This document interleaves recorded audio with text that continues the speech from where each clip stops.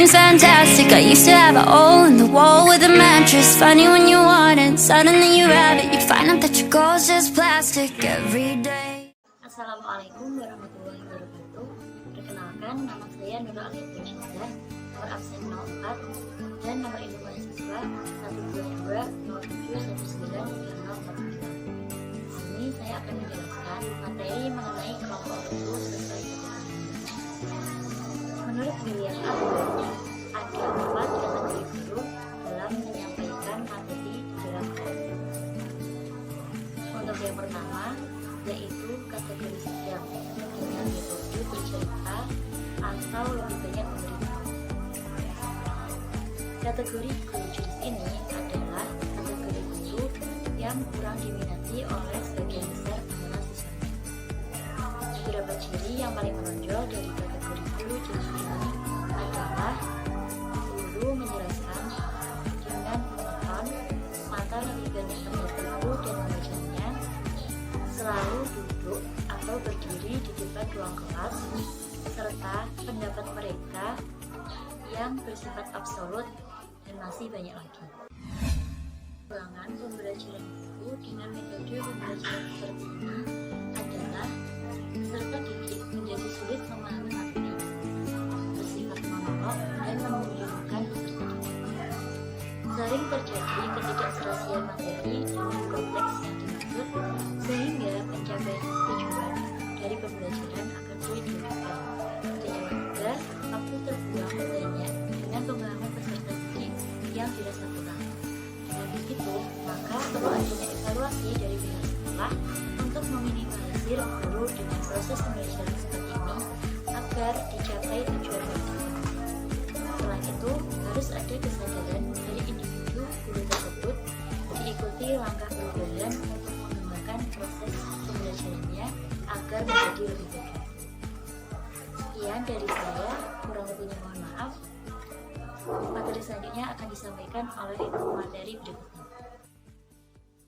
Saya Alif Solihatul Fauzia sebagai pemateri ketiga akan menyampaikan tentang superior teacher atau guru yang unggul. Guru yang unggul harus mampu menginspirasi siswa. Inilah yang disebut guru inspirasional. Guru harus selalu tampil dengan mental yang unggul. Kegiatan mengajar yang unggul dipandang sebagai proses akademik di mana siswa termotivasi belajar secara berkelanjutan, substansial, dan positif, terutama berkaitan dengan bagaimana mereka berpikir, bertindak, dan merasa. Keunggulan ini juga bermakna suatu proses yang mengangkat motivasi belajar siswa ke tingkat yang lebih tinggi dibandingkan dengan efek mengajar biasa. Kegiatan mengajar semacam ini menginspirasi siswa untuk terus belajar, selayaknya orang terhipnotis karena inspirasi dari gurunya. Guru yang unggul harus membuat suasana kelas menjadi lebih interaktif dan kreatif. Guru yang unggul melakukan cara atau mendemonstrasikan dengan dasar materi pembelajaran kepada siswa. Berdasarkan hasil kajian tersebut, guru dengan kemampuan mengajar yang unggul memiliki keahlian sebagai berikut ini. Yang pertama ada keahlian pokok guru yang unggul. Keahlian pokok guru yang unggul harus memiliki pengetahuan tentang materi pelajaran secara menyeluruh dan menunjukkan antusiasme yang menular untuk murid. Menguasai materi lebih lanjut dari sekedar yang tertuang dalam buku teks standar. Mendalami secara kontinu mata pelajaran, menganalisis sifat dan cakupan mata pelajaran, dan mengevaluasi kualitas. Ahli pedagogik. Guru yang unggul harus memiliki kemampuan dalam mengelola proses pembelajaran peserta didik, seperti menetapkan tujuan-tujuan pembelajaran yang sesuai dan mampu mengkomunikasikannya dengan jelas, menunjukkan sikap positif dan kepercayaan terhadap siswa, serta secara kontinu bekerja untuk mengatasi kendala yang mungkin menghambat kemajuan belajar. Mengevaluasi dan menilai siswa secara adil dan cepat.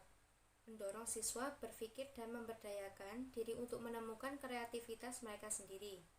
Mempromosikan berbagai ide-ide, ekspresi, dan pendapat terbuka yang beragam, dengan tetap menjaga suasana integritas, kesopanan, dan rasa hormat. Ketiga, ada komunikator yang unggul. Guru sebagai komunikator harus memiliki pesan yang berkomunikasi dengan baik dan jelas yang akan disampaikan kepada murid-muridnya, seperti menunjukkan kemampuan berkomunikasi lisan dan tulisan yang efektif, menunjukkan kemampuan berorganisasi dan keterampilan perencanaan yang baik, membantu siswa belajar menggunakan keterampilan berkomunikasi yang efektif, mendengarkan dengan penuh perhatian, bersemangat dan menunjukkan keakraban, menyederhanakan dan menjelaskan materi pelajaran yang kompleks serta menghasilkan wawasan yang menginspirasi. Dan yang keempat adalah mentor yang berpusat pada siswa. Guru yang unggul harus menjadi mentor untuk para muridnya, seperti menjadikan dan membuat kegiatan belajar siswa sebagai prioritas tertinggi, menyediakan waktu secara ikhlas untuk mempengaruhi motivasi belajar siswa, berusaha untuk merangsang setiap siswa belajar melalui berbagai metode serta mendorong dan mengundang partisipasi aktif siswa, membantu siswa menghubungkan pengalaman pembelajaran dan memfasilitasi pengembangan pengetahuan dirinya. Selanjutnya, ada 12 karakteristik guru yang unggul sebagai berikut. Yang pertama, memiliki kepribadian yang asli, yaitu tulus dan rendah hati setiap saat. Yang kedua, memiliki kemampuan berkomunikasi yang baik, tertulis dan lisan. Yang ketiga, memiliki sikap yang kooperatif. Yang keempat, memahami apa yang dibutuhkan untuk menjadi guru yang efektif. Mereka harus mengetahui tentang bagaimana siswa belajar dan bagaimana guru mampu memfasilitasi proses pembelajaran. Yang kelima, memiliki sikap ambisius untuk mencapai prestasi dan berkinerja. Yang keenam, memiliki keterampilan kepemimpinan. Yang ketujuh, memiliki pemahaman dasar tentang prinsip-prinsip yang berlaku umum di pendidikan psikologi. Yang kedelapan, memahami materi pelajaran dengan baik dan dapat menyajikannya secara merangsang dan menarik. Yang kesembilan, memiliki kemampuan lebih dari satu mata pelajaran. Yang kesepuluh, memiliki harapan atas standar pribadi yang tinggi dan profesional, namun tidak menampilkan kekakuan. Bagi mereka, guru yang baik harus memahami realitas siswanya. Yang ke-11, memiliki selera humor yang baik. Yang terakhir atau yang ke-12, memiliki semangat untuk berkembang sebagai seorang profesional. Nama saya Hitatin Ismat Surya, absen 40 dengan NIM 122 071930888, mau menjelaskan tentang seorang guru yang baik. Guru yang baik adalah guru yang memiliki pemahaman tentang bagaimana cara mengajar, dan guru yang baik fleksibel dalam gaya pengajarannya. Guru yang baik akan mengerti hal-hal kecil yang dapat memberikan dampak bagi kemampuan siswa untuk belajar, seperti bisa menyesuaikan iklim suasana di dalam kelas, ataupun bisa menghidupkan suasana kelas agar menumbuhkan sifat semangat untuk peserta didik. Adapun komponen-komponen dari guru yang baik yaitu: yang pertama, pengetahuan tentang mata pelajaran yang akan diajarkan. Yang kedua, kemampuan berpikir kritis. Yang ketiga, mampu memecahkan masalah. Yang keempat, mempunyai pengetahuan tentang siswa dan cara pembelajarannya. Yang kelima, kemampuan untuk memahami dan mengatur diri sendiri. Yang keenam, kemampuan untuk melakukan refleksi. Dan yang ketujuh, kemampuan untuk menerapkan hasil penelitian tentang pendidikan. Saya Iklimah Humaira, absen 14 dengan NIM 12207193059. Di sini saya akan menjelaskan tentang guru hebat menginspirasi. Guru tipe ini berusaha menjadi pendengar yang baik dan tidak obral-abalan di kelas sepanjang waktu. Dan guru hebat ini sedikit memberi instruksi.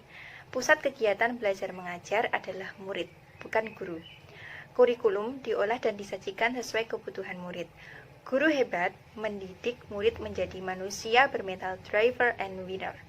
Guru hebat akan memikirkan proses pembelajaran sebelum mengajar, selalu berpikir dan mengharapkan bahwa apa yang disampaikan dapat diterima oleh siswanya, dengan cara-cara yang disesuaikan dengan karakteristik para peserta didik. Memastikan seluruh siswa sampai pada standar pembelajaran, tanpa meninggalkan siswa yang menghadapi permasalahan pembelajaran.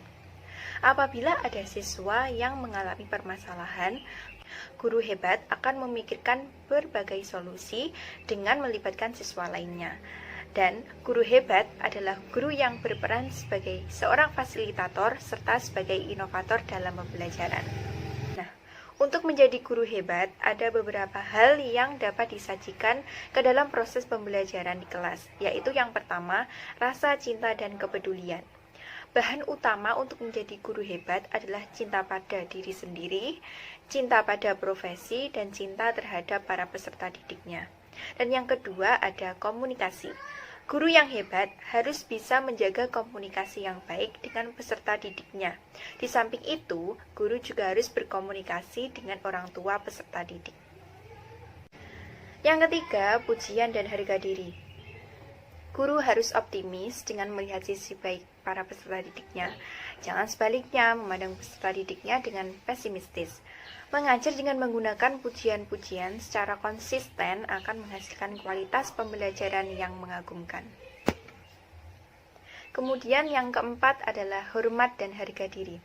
Guru sepenuhnya dapat menjadi model rasa hormat dan harga diri selama jam sekolah.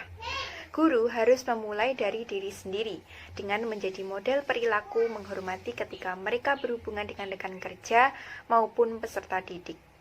Yang kelima adalah lingkungan ruang kelas. Ciptakanlah komunitas hangat dan dapat dipercaya bagi peserta didik, supaya terjadi komunikasi yang jelas dan konsisten. Dan pastikan bahwa kelas adalah milik setiap orang. Dengan begitu, akan menciptakan lingkungan kelas yang nyaman. Dan yang keenam adalah manajemen kelas. Guru harus menentukan pedoman, aturan, dan prosedur yang jelas sehingga tercipta suasana belajar yang kondusif. Yang terakhir adalah penyajian. Guru mempunyai kebebasan pribadi yang amat besar dalam memberikan pengaruh positif bagi peserta didiknya. Mengajar merupakan profesi yang bersahaja, terhormat, dan menantang yang akan memengaruhi para peserta didik, orang tua peserta didik, dan masyarakat peserta didik. Nah, maka dari itu perlu memperhatikan penyajian materi yang menarik dan memberi dampak yang positif bagi para peserta didik. I work my heart